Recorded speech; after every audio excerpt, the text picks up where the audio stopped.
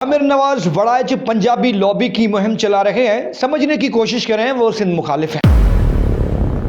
Peoples party जश्न मना रही थी, लेकिन सड़कों पर उन्हें लातें, पथराव और गालियां तोहफे में मिली।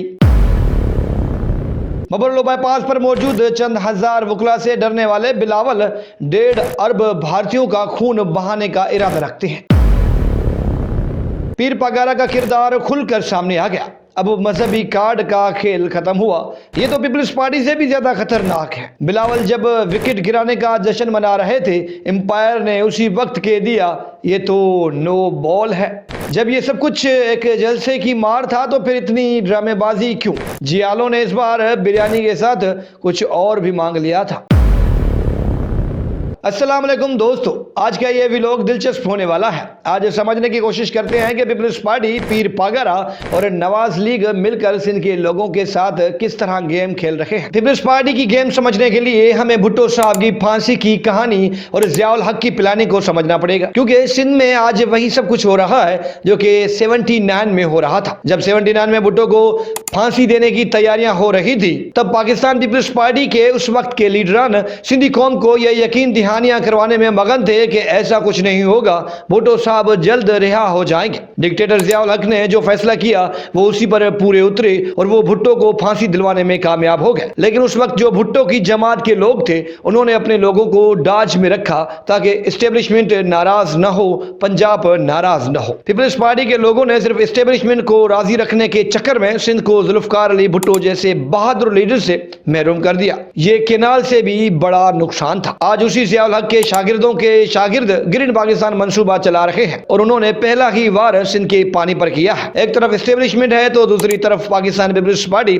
मतलब कहानी जहां से शुरू हुई थी आकर वहीं रुक गई है। तारीख शायद ये चाहती है कि सिंध के लोग अब उसे दुरुस्त कर ले। नजम सेठी के मुताबिक ग्रीन पाकिस्तान मंसूबा 1 साल से जारी है, लेकिन पीपल्स पार्टी 9 माह तक खामोश रहती है। आसिफ जरदारी को इस प्रोजेक्ट पर तफसीली ब्रीफिंग दी जाती है, उसके बाद नेरों की मंजूरी दी जाती है। आसिफ जरदारी 10 साल से एस्टेब्लिशमेंट के साथ है, उन्हें यूं ही सदर नहीं बनाया गया। लेकिन जब सदर जरदारी मुश्तरका पार्लियामेंट के इजलास से खिताब करते हैं तो उनके खिताब और उनके इख्तियारात में वाज़ेह फर्क नजर आता है। पीपल्स पार्टी ने फिर वही सब कुछ शुरू किया जो कि भुट्टो की फांसी के वक्त किया गया था। मुराद अली शाह लोगों से झूठ बोलना, उन्हें डाज में रखने की कोशिश करते हैं।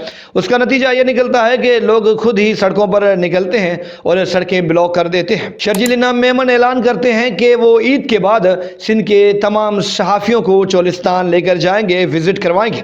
लेकिन वो ऐसा नहीं करते क्योंकि शायद वो जानते थे कि ग्रीन पाकिस्तान प्रोजेक्ट पर काम हो रहा है। मुराद अली शाह अगर किसी ईमानदार और आइन की पासदार रियासत के नुमाइंदे होते तो अब तक उन पर झूठ बोलने, अपनी रियासत के मुफादात का सौदा करने और पावर का गलत इस्तेमाल करने पर जेल हो चुकी होती। लेकिन ये पाकिस्तान है। अब भी मुराद अली शाह के खिलाफ अगर कोई इलेक्शन कमीशन या सुप्रीम कोर्ट चला जाए तो ये मुमकिन है कि उनके अपने ही वीडियो बयानात जो कि सोशल मीडिया पर मौजूद हैं वो उनकी नाअहली और सजा का बाइस बन सकते हैं। लोगों से झूठ बोलने, अपने सूबे के वसाइल पर समझौता करने और अवामी मुफादात के खिलाफ काम करने पर उनके खिलाफ आर्टिकल 62 और 63 के तहत कार्रवाई हो सकती है। मतलब मुराद अली शाह साहब नाअहल हो सकते हैं। बात अगर सिर्फ मुराद अली शाह की होती तो लोग कह देते कि साईं का दिमाग काम नहीं कर रहा, लेकिन यहाँ तो पूरी की पूरी सरकार, पूरी की पूरी क़यादत यही रवैया अपनाए हुई है। बिलावल और शहबाज की मुलाकात से पहले ही सिंध हुकूमत कह देती है कि केनाल्स तो रद्द हो गए, जियाले जश्न की तैयारियां करें।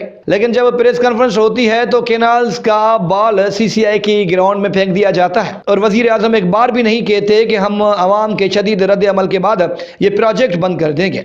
उन्होंने तो सिर्फ ये कहा कि ये मामला CCI में भेज देते हैं। फिर सिंध में बिरयानी की देगें पकी, जियालों को बिरयानी के साथ साथ सखर घूमने के लिए पैसे भी दिए गए। बिलावल ने जब खिताब शुरू किया और फिर उनके मुंह से वही बात निकली कि केनाल्स का इशू CCI में हल होगा। आप इस बात से अंदाजा लगाएं कि हुकूमत सिंध गुज़िश्ता 1 साल से कह रही है कि CCI का इजलास बुलाएं, वफाकी हुकूमत उन्हें लिफ्ट नहीं करवाती। अब CCI का इजलास होगा तो कौन सा ये तीर मार लेंगे। आए आपको सादा अल्फाज में समझाता हूँ।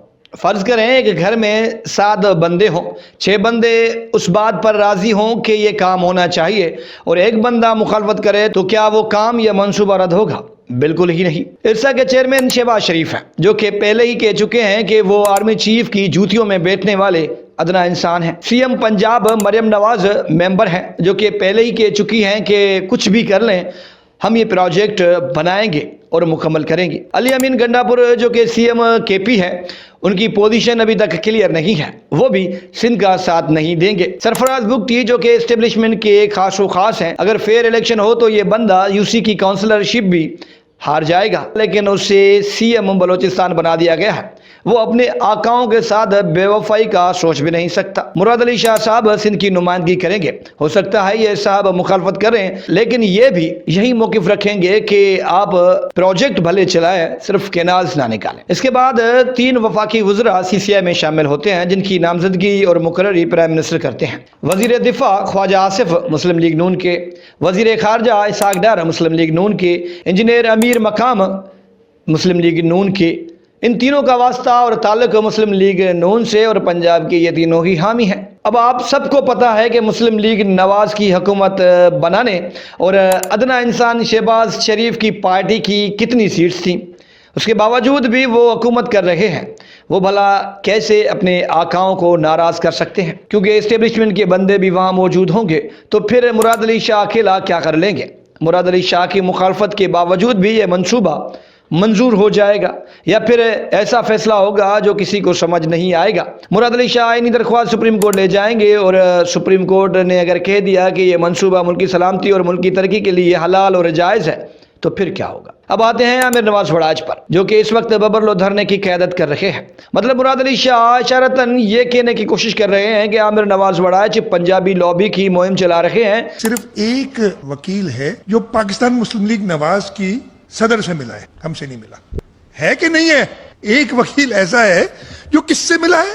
مسلم لیگ نواز سے، مطلب ہم سے ملنے کے لیے تیار نہیں ہے، ان سے ملا ہے جنہوں نے یہ مسئلہ کھڑا کیا۔ سمجھنے کی کوشش کریں، وہ سندھ کے مخالف ہیں۔ مراد علی شاہ کی منافقانہ رویے سے یہ صاف ظاہر ہے کہ وہ سندھ کے وکلا کو، قوم پرستوں کو، سیاسی سماجی مذہبی تناظیم کو کچھ نہیں سمجھتے۔ یقین جانیے یہ سوچ پاکستان پیپلز پارٹی کی نہیں ہے، یہ سوچ سیاسی وڈیروں، سیاسی پیروں، سیاسی جاگیرداروں اور سیاسی بزدلوں کی ہے۔ جمہوری آدمی تو اپنے مخالف کی بھی عزت کرتا ہے اور اس کی اکثریت کو قبول کرتا ہے۔ مراد علی شاہ کہہ رہے تھے کہ یہ کینالز تو ایک جلسے کی مار ہے۔ شاہ صاحب، اگر جلسوں سے مسائل حل ہوتے تو شہید ذوالفقار علی بھٹو اپنے شاندار جلسوں کی وجہ سے پھانسی کے پھندے سے بچ جاتے۔ مراد علی شاہ صاحب، یہ سب کچھ اگر ایک جلسے کی مار ہوتا تو پھر بے نظیر بھٹو صاحبہ آج بھی زندہ ہوتی۔ شاہ صاحب، اگر سبھی مسائل کا حل ایک جلسہ ہوتا تو پھر عمران خان آج جیل میں نہ ہوتے۔ اگر سب کچھ ایک جلسے سے ٹھیک ہو جاتا تو آج مولانا فضل الرحمان پاکستان کے سپریم لیڈر ہوتے۔ شاہ صاحب، یہ سب کچھ ایک جلسے کی مار نہیں بلکہ ایک دھرنے کی مار ہے، اور وہ دھرنا ببرلو بائی پاس پر جاری ہے۔ مراد علی شاہ صاحب، آپ نے نثار کھوڑوں سے نہیں پوچھا کہ ان کے ساتھ ٹول پلازا پر کیا ہوا؟ انہیں پتھر کیوں مارے گئے؟ گالیاں کیوں دی گئیں؟ تذلیل کیوں ہوئی؟ آپ کے لوگوں کے پاس تو بندوقیں تھیں، وہ نہتے تھے، پھر بھی آپ کے بلٹ پروف گاڑی میں بیٹھے لوگوں کو بھاگنا پڑا۔ یہ سب کچھ ایک جلسے کی نہیں بلکہ ایک سچ کی مار ہے۔ آپ سچ بول دیں، لوگ آپ کو ہار پہنانے پہنچ جائیں گے۔ جب سندھ کے پانی پر ڈاکہ ڈالا گیا تو بلاول خاموش تھے، لیکن مودی نے صرف سندھ طاس معاہدہ ختم کرنے کی بات کی تو بلاول 1.5 ارب لوگوں کا خون بہانے کو تیار ہو گئے۔ بلاول صاحب، حب الوطنی بہت اچھی ہے، لیکن جو بندہ اپنے گھر میں انصاف نہیں کرتا وہ دنیا سے نہیں لڑ سکتا۔ اگر لڑے گا تو گھر کے لوگ پیچھے سے شوٹ کر دیں گے۔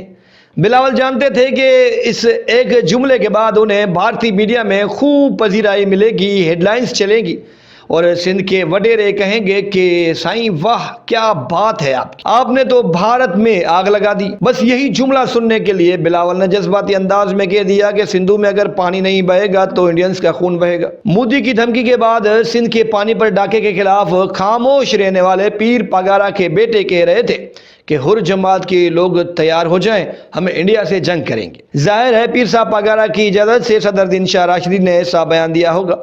اس کا مطلب یہ ہوا کہ پیر صاحب پگارا جاگ رہے ہیں، لیکن وہ سندھ کے کیس پر بولنا نہیں چاہتے۔ پیر صاحب پگارا کی خاموشی پر میں صرف اتنا کہوں گا، سنا ہے شہر کی خاموشیوں پر قہر ٹوٹے گا، کسی کا جسم بولے گا، کسی کی ذات بولے گی۔ تمہیں معلوم ہے کچھ بولنا کتنا ضروری ہے، اگر خاموش ہو جاؤ گے تو پھر مات بولے گی۔